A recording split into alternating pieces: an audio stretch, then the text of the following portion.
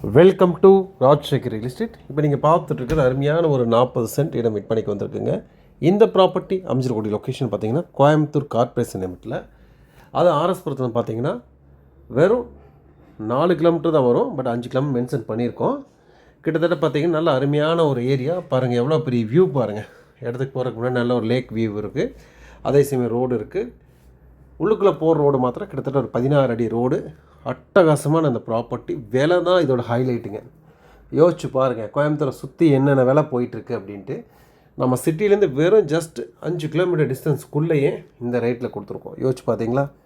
இந்த ரேட்டில் யாராலும் கொடுக்கவே முடியாது.